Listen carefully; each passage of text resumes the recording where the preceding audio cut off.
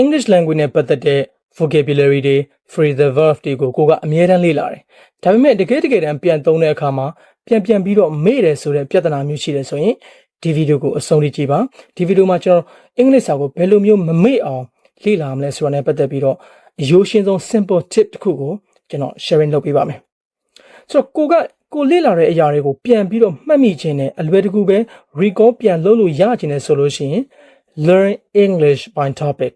အင်္ဂလိပ်စာကို topic လိုက်ခွဲပြီးတော့လေ့လာရမယ်ကျွန်တော်ပုံမှန် random vocabulary တွေဒီ phrasal verb တွေကိုလေ့လာရင်တကယ်တမ်းပြန်ပြီးတော့ speaking လုပ်တော့မယ်ဟေ့ဆိုလို့ရှိရင်ကျွန်တော်ခေါင်းကအဲ့လောက်ကြီးကျွန်တော်မြန်ဆန်မမှတ်မိဘူးဘာသုံးရမှန်းမသိတော့ဘူးเนาะကိုကကြုံတယ်လို့ random လေ့လာခဲ့တာ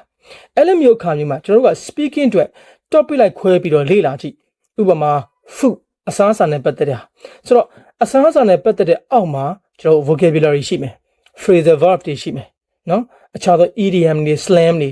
ဒါတွေကိုကျွန်တော်တစုတစည်းတည်းလေ့လာကြည့်ဒါဆိုရင်တစ်စုံတစ်ယောက်က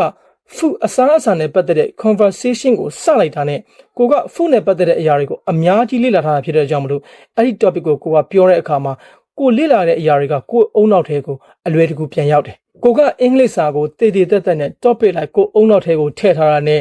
random လိုက်ပြီးကြုံတယ်လို့ vocabulary တွေ phrasal verb တွေကိုထည့်ထားတာနဲ့ကွာတယ်လို့ပေါ့နော်တကယ်တမ်းပြန်ပြီးစဉ်းစားတော့မယ်ဟေ့ဆိုလို့ရှိရင်တည်တက် topic လိုက်သူ့ group နဲ့သူခွဲပြီးတော့အုံနောက်ထဲကိုထည့်ထားတာကပြန်မှတ်မိဖို့လွယ်စေတယ်ဒါကြောင့်ကျွန်တော်တို့က topic လိုက်ခွဲပြီးတော့လေ့လာမှပဲပို့ပြီးတော့မှတ်မိမယ်ဒါက food အစားအသောက်ကိုဥပမာပေးတာပေါ့နော်အခြားသော topic တွေလည်းရှိမယ်ဥပမာ weather ရာသီဥတုနဲ့ပတ်သက်တာ sport အားကစား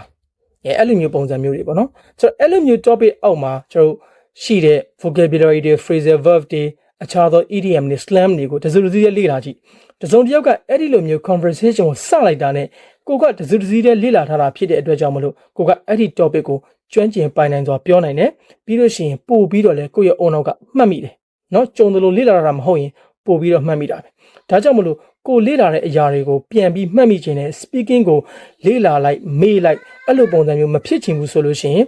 ကျွန်တော် topic လိုက်ခွဲပြီးတော့လေ့လာပါဒါဆိုလို့ရှိရင်ကိုလေ့လာတဲ့အရာတွေကိုပို့ပြီးတော့မှတ်မိလိမ့်မယ်ဒါကကျွန်တော်ဗမာစကားပြောတဲ့ပုံစံနဲ့အတူတူပဲပေါ့နော်ဒါက language တစ်ခုကိုလေ့လာတဲ့အမှန်ကန်ဆုံးနည်းလမ်းဖြစ်တယ်အခုကျွန်တော်ဗမာလိုပြောတယ်ဒါပေမဲ့ကျွန်တော် topic တိုင်းကိုကျွန်တော်ပြောနိုင်လားမပြောနိုင်ဘူးနော်ကျွန်တော်အင်္ဂလိပ်စာနဲ့ပတ်သက်တဲ့ topic တွေပြောနိုင်မယ်ပုံမှန် day to day topic တွေကျွန်တော်ပြောနိုင်မယ်အခြားသောသိပ္ပံပညာနဲ့ပတ်သက်တဲ့ topic တွေကျွန်တော်ပြောနိုင်တာဆိုရင်လုံးဝမပြောနိုင်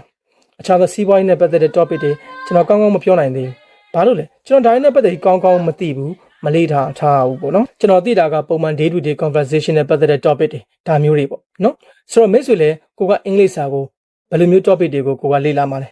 အဓိကအဖြစ်နဲ့ကျွန်တော်ပုံမှန် day to day topic တွေကိုမဖြစ်မနေလေ့လာရမှာပဲနော်အဲ့လိုမျိုး topic တွေခွဲပြီးတော့လေ့လာကြည့်ပြီးရင်ပြန်ပြောကြည့်အများကြီးကိုယ့်ရဲ့အုံနောက်ကအလုပ်လုပ်တယ်အများကြီးမှတ်မိတယ်ပေါ့နော်ဆိုတော့ဒါကြောင့်ဒါက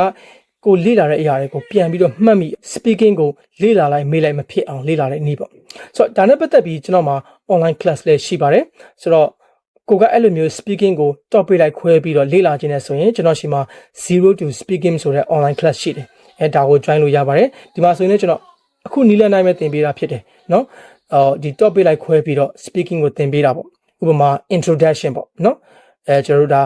လူတယောက်ကိုဘယ်လိုမျိုးမိတ်ဆက်မလဲအဲ့လိုမျိုးစတာပေါ့ဆိုတော့မိတ်ဆက်တာတွေပါမယ်ပြီးလို့ရှိရင်လူတယောက်ကိုဘယ်လိုမျိုးမေးခွန်းတွေမေးလို့ရမလဲအဲ့လိုပုံစံမျိုးတွေပေါ့နော်သူ့ topic လိုက်ခွဲပြီးတော့သင်ပေးတာဖြစ်တယ်ပေါ့နော်ဒါကဒီ speaking လေ့လာတဲ့သူတွေကိုပို့ပြီးတော့မြန်ဆန် speaking ပြောတတ်စေတယ်နော်ဆိုတော့စိတ်ဝင်စားရင် join လို့ရပါတယ်